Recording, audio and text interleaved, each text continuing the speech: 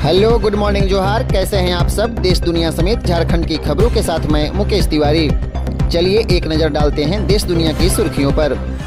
24 अप्रैल से 23 मई तक रहेगा बैसाख महीना। इस महीने में अक्षय तृतीया, गंगा सप्तमी और बुध पूर्णिमा जैसे बड़े त्योहार रहेंगे। गुरुवार का राशिफल 25 अप्रैल को कन्या राशि के लोग पुरानी बातें भूलकर आगे बढ़ें। मीन राशि के लोगों को विवादों से दूर रहना होगा। आज सोना चांदी के दाम में तेजी। सोना 71,826 रुपये प्रति 10 ग्राम हुआ। चांदी भी 80,000 पार हुई।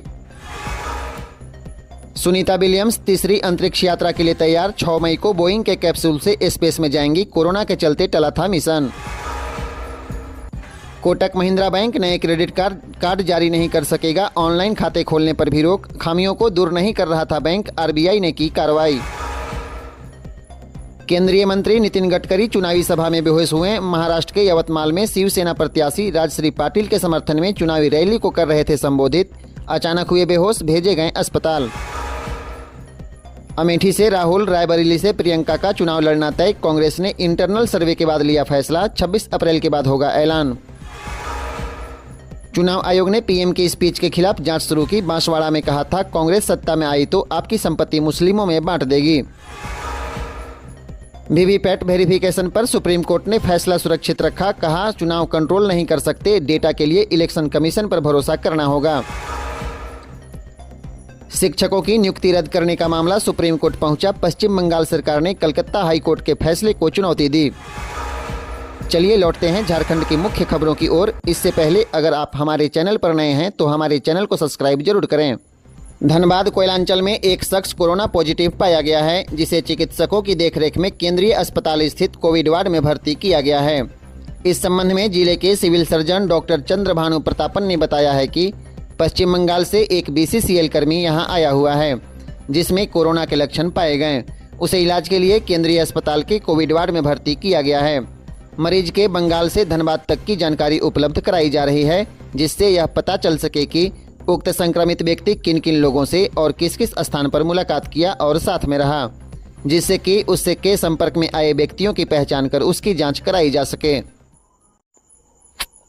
देश में पहली बार संथाली भाषा की डिक्शनरी शब्दकोश बनाने पर कार्य शुरू हो गया है।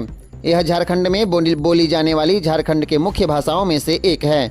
डॉक्टर श्यामा प्रसाद मुखर्जी यूनिवर्सिटी में मंगलवार से संथाली भाषा के विशेषज्ञों द्वारा डिक्शनरी बनाने पर कार्य शुरू कर दिया गया। शब्दावली आयोग के तत्वाधान में अगले 5 दिनों तक विशेषज्ञ संथाली भाषा का अंग्रेजी, हिंदी और संथाली शब्दकोश बनाएंगे। भारतीय रिजर्व बैंक ने बुधवार को कोटक महिंद्रा बैंक को तत्काल प्रभाव से नए क्रेडिट कार्ड जारी करने से रोकने का निर्देश दिया है। इसके साथ ही ऑनलाइन और मोबाइल बैंकिंग चैनलों के माध्यम से नए ग्राहकों को जोड़ने पर भी रोक लगा दी है। बैंकों पर यह प्रतिबंध लगाने का कारण बताते हुए आरबीआई ने कहा है कि 2022 और 2023 के बीच उसने पर्याप्त आईटी इंफ्रास्ट्रक्चर नहीं होने को लेकर बैंक को अपनी चिंता जताई थी, लेकिन बैंक इन कमियों को दूर करने में लगातार विफल रहा। बैंकिंग रेगुलेशन एक्ट 1949 के सेक्शन 35A के तहत आरबीआई ने अपनी पावर का इस्तेमाल करते हुए कोटक महिंद्रा बैंक के खिलाफ यह कार्रवाई की है। हालांकि जो लोग बैंक के पहले से ग्राहक हैं, उन्हें पहले की तरह सभी सर्विसेज मिलती रहेंगी। झारखंड हाईकोर्ट ने बीसीसीएल के चेयरमैन को एफिडेविट के माध्यम से यह बताने का निर्देश दिया है कि धनबाद जिले में बंद पड़ी खदानों से अवैध माइनिंग कैसे हो रही है और इसे रोकने के लिए क्या कार्रवाई की गई। अदालत ने यह निर्देश बुधवार को धनबाद में बंद पड़ी खदानों से अवैध माइनिंग रोकने की मांग को लेकर दाखिल जनहित याचिका पर सुनवाई के दौरान दिया है।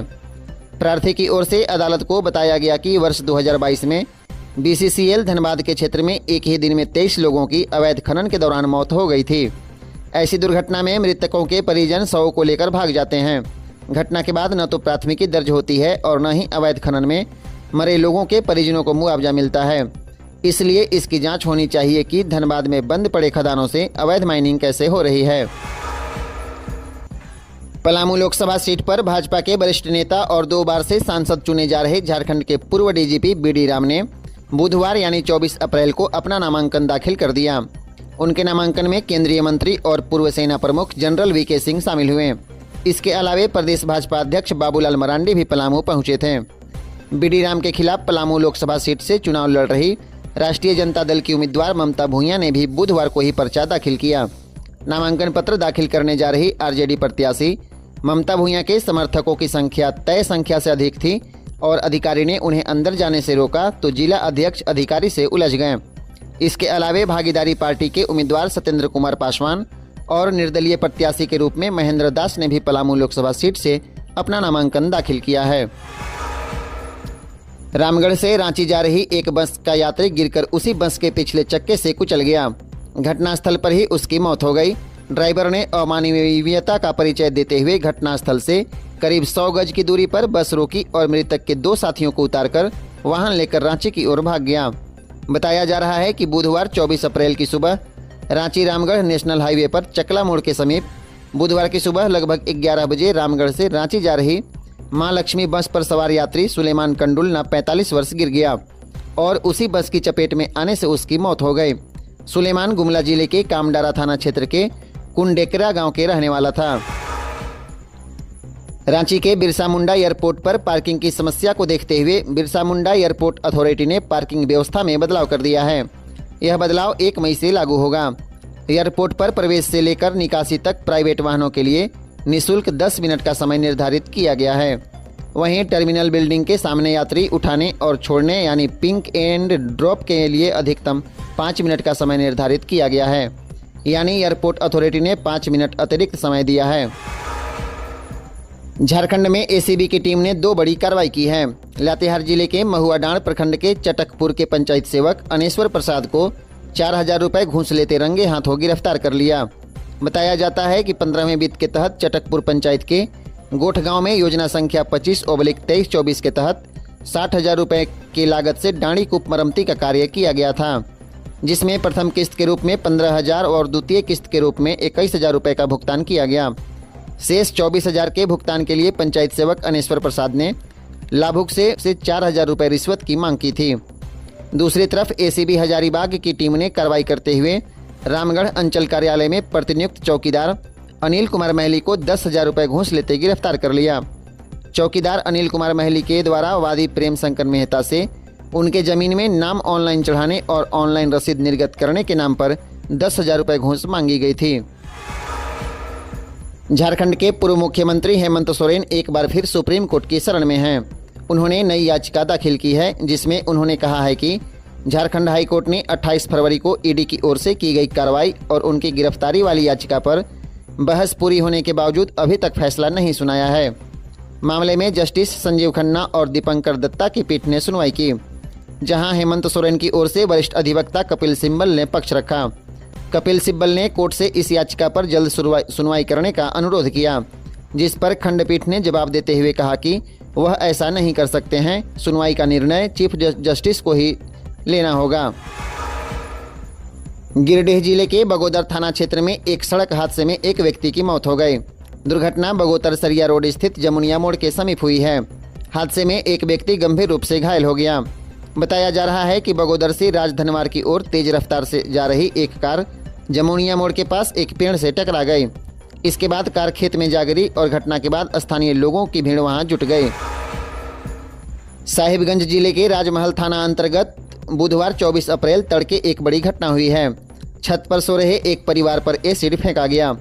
इसमें एक ही परिवार के 4 लोग झुलस गए।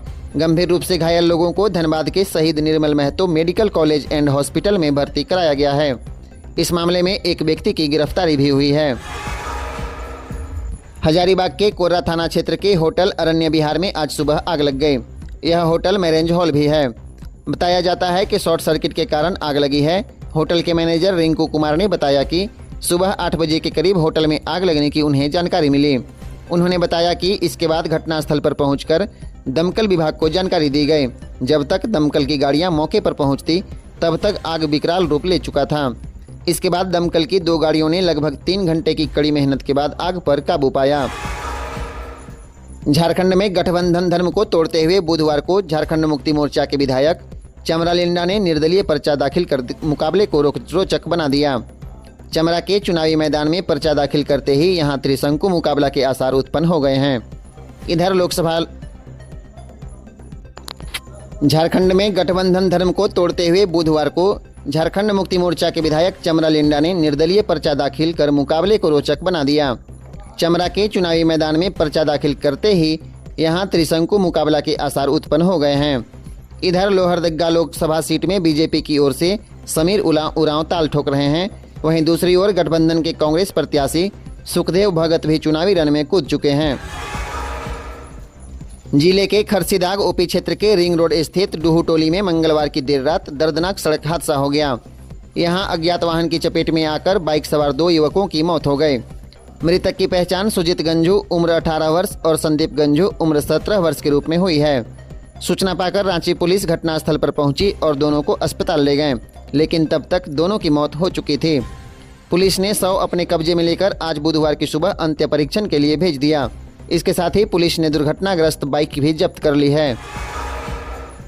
झारखंड में मौसम विभाग ने आज से 27 अप्रैल तक हीट वेव अलर्ट जारी किया है। राज्य के जिन इलाकों में हीट वेव का सबसे ज्यादा खतरा है उनमें कोल्हान प्रमंडल शामिल है।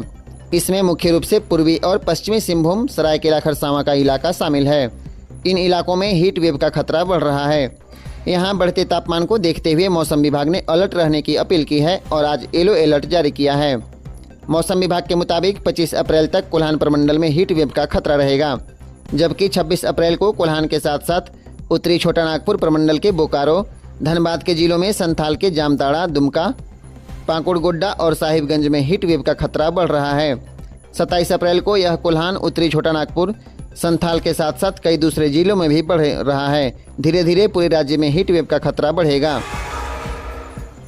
सरकारी आदिवासी जमीन की बंदरबांट करने वाले 35 बड़े भूमाफियाओं को चिन्हित कर उनके खिलाफ कार्रवाई की तैयारी शुरू कर दी गई।